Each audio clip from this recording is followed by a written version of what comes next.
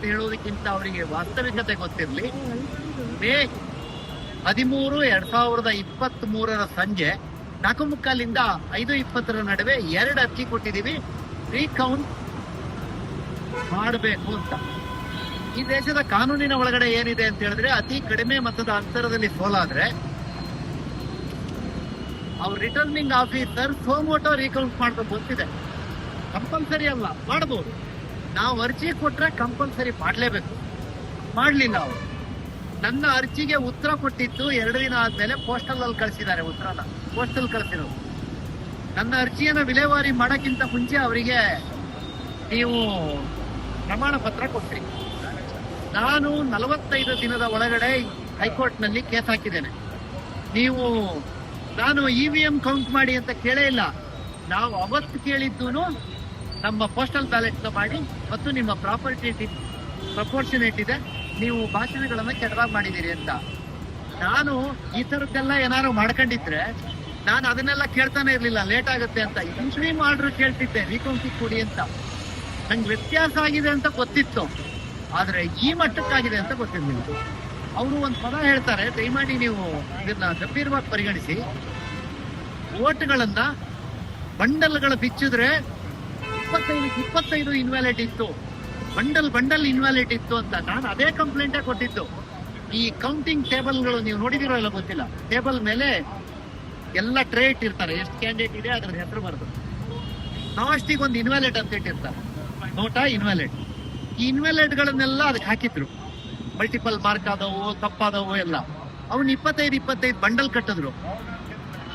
ಆ 25 ಬಂಡಲ್ ಕಟ್ಟಿರುವಂತ ಇದನ್ನ top up ಮಾಡಿದ್ರು.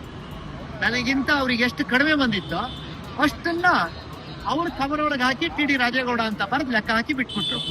ಈಗ ರೀಕೌಂಟಿಂಗ್ ಸ್ಟಾರ್ಟ್ ಆದ ಬೆಳಗ್ಗೆಯಿಂದ ಸಂಜೆ ತನಕ ರೀಕೌಂಟಿಂಗ್ ಬೇಡ ಜಗಳ ಮಾಡ್ತಾನೆ ಇದ್ರು. ಮಧ್ಯಾಹ್ನ 2:45 ಒಂದು ವಿಜಯೋತ್ಸವನೂ ಮಾಡಿದ್ರು. ಅವ್ರಿಗೆ ಈ ಉಳಿದಿತ್ತು ರೀಕೌಂಟ್ ಆಗಲ್ಲ ಅಂತ ಭಾವಿಸಿ ಮಾಡಿದ್ದವರು. 2 ಬಾರಿ ಸುಪ್ರೀಂ ಕೋರ್ಟಿಗೆ ಹೋಗ್ತಾರೆ, 3 ಬಾರಿ ಹೈಕೋರ್ಟ್ ಅಲ್ಲಿ ಹಾಕ್ತಾರೆ. ಮೊನ್ನೆ ಜಡ್ಜ್ಮೆಂಟ್ ಆದ ಕೂಡಲೇ ಕೇಳ್ತಾರೆ, ನಾವು ಸುಪ್ರೀಂ ಕೋರ್ಟಿಗೆ ಹೋಗ್ತೀವಿ, ಸ್ಟೇ ಕೊಡಿ ಅಂತ. ನಿಮಗೆ ಎಲ್ಲವೂ ಸರಿ ಇದ್ರೆ ನೀವು ಯಾಕೆ ಸುಪ್ರೀಂ ಕೋರ್ಟಿಗೆ ಪದೇ ಹೋಗ್ತೀರಿ? ಮತ್ತು ಇನ್ನೊಂದು ವಿಷಯ ನಿಮ್ಗೆ ಯಾರಿಗೂ ಗೊತ್ತಿಲ್ಲ, 2024 ಆಗಸ್ಟ್ ಇರ್ಬೋದು ಅಂತ ಅನ್ಕೊತೀನಿ. 24 ಪಕ್ಕ ನಾವು ಹೈಕೋರ್ಟಿಗೆ ಒಂದು ಅರ್ಜಿ ಹಾಕ್ತೀವಿ. ನಮಗೆ ಈ ಸರ್ಕಾರದ ಮೇಲೆ ನಂಬಿಕೆ ಇಲ್ಲ, ಈ ಬ್ಯಾಲೆಟ್ಗಳನ್ನ ತರಿಸಿ ನೀವು ಕೋರ್ಟ್ ಸೂಪರ್ದಲ್ಲಿ ಇಟ್ಕೊಳ್ಳಿ ಅಂತ. ಅವತ್ತು ಅವ್ರ ಲಾಯರ್ ಕೋರ್ಟಿಗೆ ಅಧಿಕೃತವಾಗಿ ಸ್ಟೇಟ್ಮೆಂಟ್ ಮಾಡ್ತಾರೆ ಮತ್ತು ಇದಾಗ್ತಾರೆ. ಇವ್ರು ಕೇಳ್ತಾ ಇರೋ ತಪ್ಪು, ಕರ್ನಾಟಕ ಸರ್ಕಾರದ ಮೇಲೆ ನಂಬಿಕೆ ಇಲ್ಲ, ನಮ್ ಜಿಲ್ಲಾಧಿಕಾರಿಗಳ ಮೇಲೆ ನಂಬಿಕೆ ಇಲ್ಲ. ನಮ್ ಸ್ಟ್ರಾಂಗ್ ರೂಮ್ ಹೇಗಿದೆ, 24x7 CC ಕ್ಯಾಮ್ರಾ ಇದೆ, ಏನ್ ನಡೆದ್ರು ಅದ್ರಲ್ಲಿ ಕಾಣುತ್ತೆ, ಅದು ಕ್ಲೌಡ್ ಅಲ್ಲಿ ಅಪ್ಲೋಡ್ ಆಗುತ್ತೆ ಅಂತ ಅವ್ರ ಲಾಯರ್ ಹೇಳಿದ್ದಾರೆ. ನಾವು ಈ ಅನುಮಾನ ನಾವು ವ್ಯಕ್ತಪಡಿಸಿದ್ವಿ, ಅವ್ರು ಇದನ್ನ ಹೇಳ್ತಾ ಇದ್ದಾರೆ. ಆದ್ರೆ ಈ FIR ಇವತ್ತು ನಿನ್ನೆ ಮಾಡಿದ್ದಾರೆ ನನ್ನ ಮೇಲೆ. FIR ಯಾವಾಗ ಮಾಡಿದ್ರು ಅನ್ನೋದು ನಿಮಗೆ ಗೊತ್ತಿರ್ಬೇಕು. ನಮಗೆ ಯಾವಾಗ ಇಮೇಲ್ ಅಲ್ಲಿ ಸರ್ಟಿಫಿಕೇಟ್ ಬಂತೋ ಅದಾಗಿ ಸ್ವಲ್ಪ ಹೊತ್ತಿಗೆ FIR ಆಗುತ್ತೆ. FIR ಅಲ್ಲಿ ಬಹಳ ದೊಡ್ಡ ಸೆಕ್ಷನ್ಗಳು ಹಾಕೊಂಡಾರೆ. ಯಾರು ಯಾವಾಗ ಮಾಡಿದ್ರು ಅಂತ ಗೊತ್ತಿಲ್ಲ. 2023 ನಾವು ಮಾಡಿದೀವಿ ಅಂತಾದ್ರೆ ಇಷ್ಟು ದಿನ ಏನು ಮಾಡ್ತಾ ಇದ್ವಿ?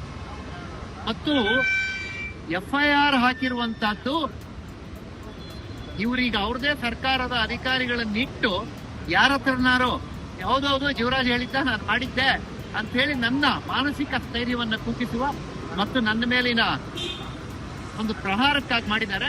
ಆದ್ರೆ ಮಾನ್ಯ ಉಚ್ಚ ನ್ಯಾಯಾಲಯ ಇವತ್ತು ಅಧಿಕೃತವಾಗಿ ಹೇಳಿದೆ, 8 ವರ್ಷ ಆದವನ್ ಬಂದು ಟ್ಯಾಂಪರಿಂಗ್ ಮಾಡೋಣ ಅಂತ ಹೇಳ್ತೀರಲ್ರಿ, ಏನ್ ಮಾತಾಡ್ತಾ ಇದ್ದೀರಿ ನೀವು ಮಾತಾಡೋದಕ್ಕೆ ಒಂದು ಇದ್ಬೇಡವಾ ಅಂತ ಹೇಳುವಂತಹದನ್ನ ಕೋರ್ಟ್ ಅಬ್ಸರ್ವೇಷನ್ ಮಾಡಿಲ್ಲ.